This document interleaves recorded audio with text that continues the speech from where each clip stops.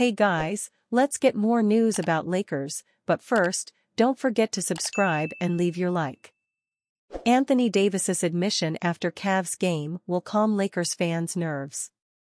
The Los Angeles Lakers received a proper beatdown from the undefeated Cleveland Cavaliers, 134-110, in the second game of their 5-game road trip, coming off their first loss of the season against the Phoenix Suns.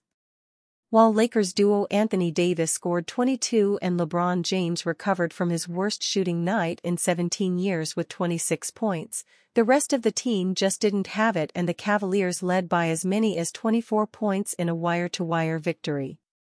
Moreover, Anthony Davis had a little injury scare in the first period, but he assured fans that he was ready to play against the Toronto Raptors on Friday.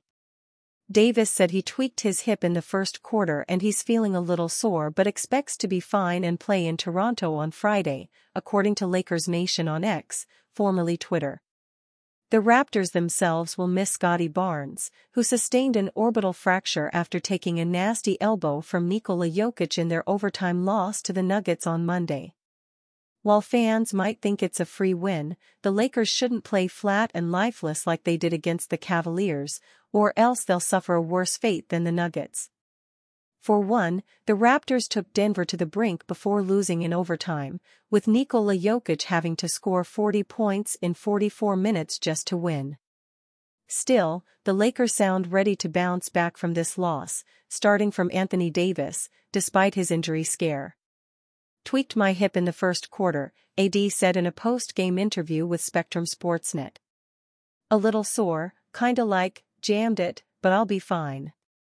Just bothered me throughout the course of the game, but it won't stop me from playing." Anthony Davis said he jammed his hip in the first quarter, but it won't stop him from playing in Toronto. Moreover, Davis reviewed their lackluster performance against the Cavaliers that cost them a blowout loss. "We let them get comfortable early on, especially Donovan Mitchell. They kinda just fed off that energy in the first quarter, and offensively this is the first time that I can say, we weren't organized, our spacing was bad, turnovers turned to bad shots, which led to transition for them and points off turnovers," he added. Despite the loss, the Cavaliers paid tribute to LeBron James and Bronny James through a heartwarming video in the first quarter. Likewise, the Bronny scored his first NBA points in garbage time. The rest of the team behind Bron and AD, especially the second unit, will have to figure it out if they still want to make good on Davis's challenge not to lose consecutive games this season. Grizzlies make sneaky move on former Lakers big man to fill roster. The Memphis Grizzlies are slipping up on the court, but the front office has been proactive with the roster well before any NBA landscape-altering trades are made. First, it was Jay Huff's hilarious 4-year deal to open up a two-way roster spot before playing the Chicago Bulls, October 28.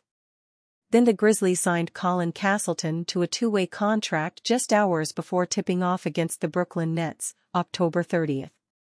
Castleton filled a two-way spot with the Los Angeles Lakers last season after going unselected in the 2023 NBA Draft. The 24-year-old also made 16 appearances during the NBA regular season and averaged 1.5 points and 0.8 rebounds in 3.7 minutes. However, Castleton was waived by the Lakers on October 19. The 6'11" big man featured in 24 games, 23 starts, with the South Bay Lakers last season. He averaged 16.4 points, 10.5 rebounds, 3.1 assists, 1.5 blocks, and a steal, 28.8 minutes, while shooting 57.4% from the field. Castleton can lay claim to being a double-double, 14, machine at the NBA's lower level. The next step is showing an ability to fill in for Jaren Jackson Jr., Zach Edey, Brandon Clark, and Huff when needed. The Grizzlies now have the entire 15-man NBA roster and 3 two-way roster spots filled. Colin Castleton will spend most of his time with the Memphis Hustle once the G League starts if the Grizzlies are healthy. The team's 2 small two-way guards, Yuki Kawamura and Cam Spencer, should have plenty of defensive help at the G League level. Castleton was named to the 2022-23 All-SEC defensive team after leading the SEC and ranking third nationally in blocks per game, 3.0 BPG. Memphis has a $1.8 million cushion under the luxury tax line to maneuver going into the 2025 NBA trade deadline. A package of the oldest, most expensive players could bring in a well-established playoff contributor while still avoiding the first apron or a tax bill. Marcus Smart, Brandon Clark, Luke Kennard, and John Conchar would all be positive value contracts on the market as well. Taking a chance on two garbage-minute guards behind Ja Morant and Scottie Pippen Jr. gives the organization some developmental balance. Getting ahead of the market for serviceable big men is just good business for the Grizzlies, considering each Eddie's historically bad start. Now the front office has plenty of flexibility and fill-in talent moving forward. Lakers suddenly have perfect opportunity to reunite with former playoff hero. The Los Angeles Lakers are sitting at 3-1 on the season. Their first loss of the campaign came on Monday against the Phoenix Suns. Despite that, the Lakers look like a different team compared to last season. They are more dialed in as they look to make a deep playoff run this year. Even though they appear more energetic, the Lakers could use another scorer off the bench and should bring back guard Lonnie Walker. Walker was waived by the Boston Celtics on October 19. During the preseason with Boston, Walker averaged 7.3 points in 16.4 minutes per game.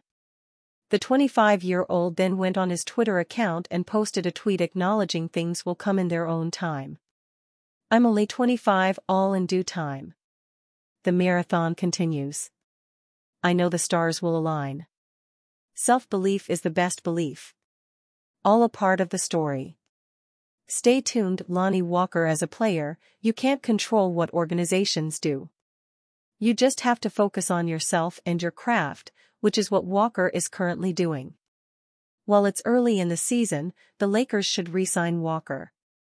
He played with Los Angeles from 2022 to 2023. He was a member of the team that made a Western Conference Finals appearance in 2023. In the conference semifinal win over the Golden State Warriors, he averaged 10.6 points on 54% shooting from the field and 38% from beyond the arc.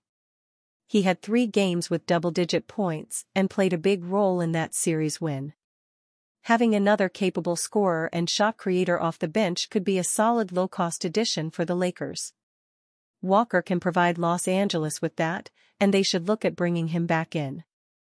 And you, fan? What do you think of the situation of Lonnie Walker? Leave your opinion in the comments.